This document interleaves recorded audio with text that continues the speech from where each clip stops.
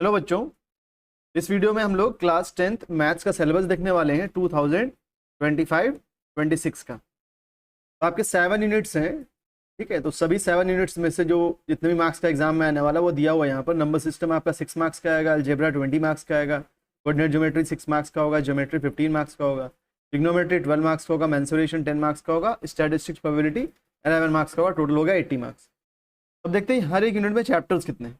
तो number system है जो आपका नंबर सिस्टम, इसमें सिर्फ एक चैप्टर है आपका रियल नंबर्स।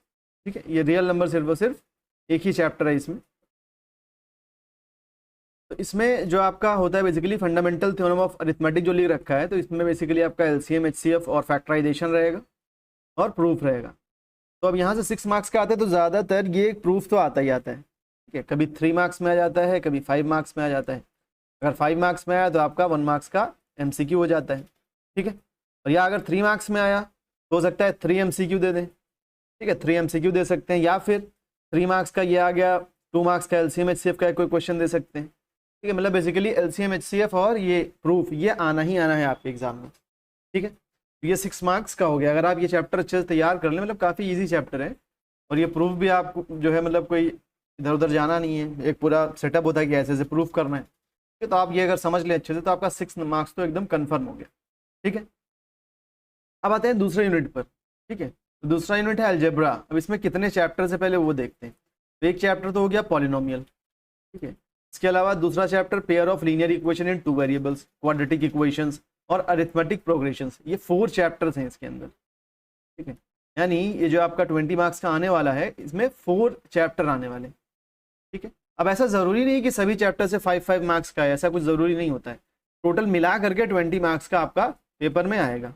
तो पॉलिनोमियल्स में आपका zeros of polynomial, relationship between zeros and coefficients of quadratic polynomials हो गया।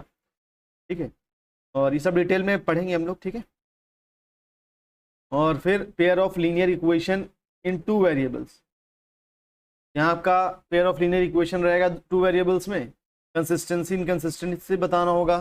ठीक है, और लाइंस कैसी हैं, इंटरसेक्टिंग हैं, पैरेलल हैं या कोइंसिडेंट है, सब बताना रहेगा।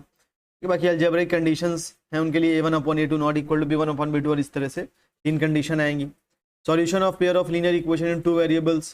ठीक है, तो सॉल्यूशन पढ़ना है हमने एलिमिनेशन मेथड से और सब्स्टिट्यूशन मेथड से। तो सिचुएशनल प्रॉब्लम जो लिख रखा है तो वर्ड प्रॉब्लम्स होंगी इसमें। ठीक है, तो वर्ड प्रॉब्लम्स अच्छे से सीखना है, वो आता ही है हर बार। फिर क्वाड्रेटिक इक्वेशन, तो क्वाड्रेटिक इक्वेशन में आपको क्वाड्रेटिक इक्वेशन पढ़ना है, स्टैंडर्ड क्या होती है। फिर डिस्क्रिमिनेंट पढ़ना है। ठीक है, फिर ये डिस्क्रिमिनेंट जो दे रखा है, डिस्क्रिमिनेंट और नेचर ऑफ रूट्स।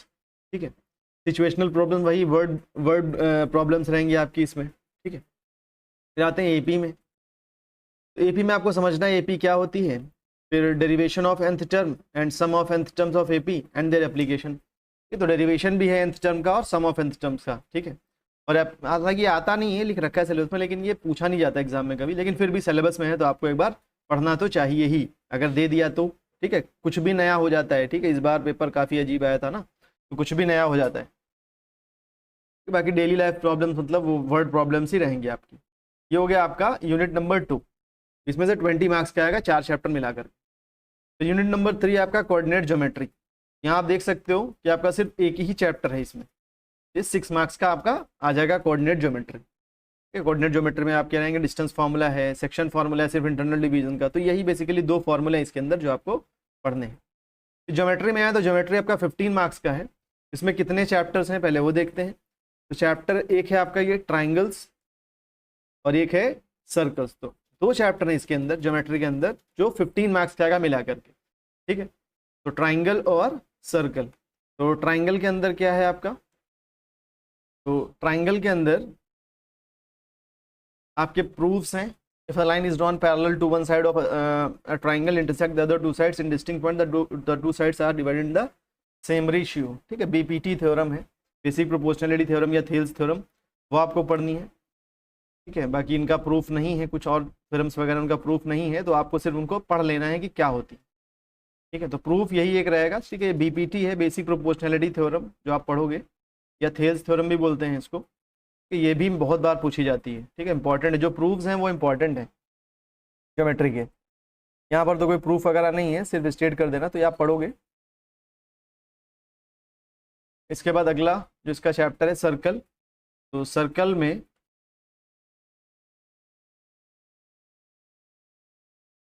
में आपको टेंजेंट के बारे में पढ़ना होगा। बेसिकली पूरा टेंजेंट ही है इस सर्कल चैप्टर में आपका, ठीक है। तो इसका प्रूफ भी इंपॉर्टेंट है, इसका proof important. Tangent at any point of a circle is perpendicular to the radius through the point of contact, और ये proof the length of tangent drawn from external point to circle are equal, ये ज़्यादा important है, ठीक है, ज़्यादा important है, ये भी पूछी जाती है काफ़ी। उसके बाद आते हैं अगली यूनिट पर, वो है ट्रिग्नोमेट्री, ठीक है। तो ट्रिग्नोमेट्री आपका 12 मार्क्स का आएगा, और इसके अंदर आपके ये 3 चैप्टर्स हैं, ठीक है। Introduction to trigonometry, trigonometric identities और हाइट्स एंड डिस्टेंस, ठीक है। तो आपके 3 चैप्टर्स हैं इसके अंदर जो आपको पढ़ने हैं। तो आप यहाँ बेसिकली देखोगे कि क्या होता है ट्रिग्नोमेट्री, ये साइन थीटा को जो भी आपके ट्रिग्नोमेट्रिक रेशियोज हैं वो क्या होते हैं। यहाँ पर आइडेंटिटी पढ़ोगे, ये दोनों चैप्टर मिलाकर के एक ही चैप्टर है, एक्चुअली में 2 लिख दिया है यहाँ पर, एक ही चैप्टर है। और हाइट एंड डिस्टेंस, ठीक है, इसका एप्लीकेशन क्या है ट्रिग्नोमेट्री का, वो आप इसमें पढ़ोगे। वर्ड बेस्ड प्रॉब्लम्स रहेंगे इसके अंदर भी, और ये भी काफ़ी इंपॉर्टेंट चैप्टर है, ठीक है। ईजी भी है और इंपॉर्टेंट भी, अगर आप समझ गए तो काफ़ी ईजी है। फिर मेंसुरेशन, तो मेंसुरेशन में आपके 2 चैप्टर्स हैं, area related to circle and surface area and volume. Circle का यहाँ पर बेसिकली आप पढ़ोगे एरिया मतलब सेक्टर, सेगमेंट, ये सब का एरिया। चैप्टर 2 है आपका सरफेस एरिया एंड वॉल्यूम। यहाँ पर आपको सरफेस एरिया और वॉल्यूम पढ़ना है किसका, cube, cuboid, sphere, hemisphere, right circular, cylinder और कोन, इनका कॉम्बिनेशन होगा, ठीक है। यहाँ क्या लिख रखा है, कॉम्बिनेशन ऑफ एनी 2, इन्हीं भी 2 का कॉम्बिनेशन हो सकता है। क्यूब स्फीयर दे सकता है, क्यूब के ऊपर हेमिस्फीयर रख दिया, सिलेंडर के ऊपर कोन लगा दिया, इस तरह से। फिर स्टैटिस्टिक्स में आप मीन, मीडियन, मोड पढ़ोगे, ठीक है।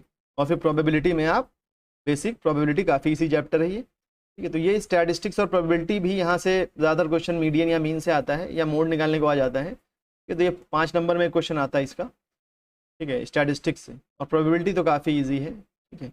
तो ये मिला करके आपका 11 मार्क्स है, तो यहाँ भी आप अच्छा स्कोर कर सकते हो, ये भी काफ़ी इजी चैप्टर है। तो फर्स्ट चैप्टर और ये लास्ट चैप्टर, ये जो लास्ट यूनिट है, ये दोनों चैप्टर मिला करके काफ़ी इजी है। तो 11 और वो पहले चैप्टर 6, 17 मार्क्स काफ़ी ये आसानी से आप स्कोर कर सकते हो, ठीक है। तो ये हो गया आपका पूरा मैथ्स का सिलेबस। साथ में 20 मार्क्स का आपका प्रैक्टिकल रहेगा, है ना, 20 मार्क्स का प्रैक्टिकल रहेगा, ठीक है। वो पूरा हो गया 100 मार्क्स का, ठीक है। तो मिलते हैं अगली वीडियो में, थैंक यू।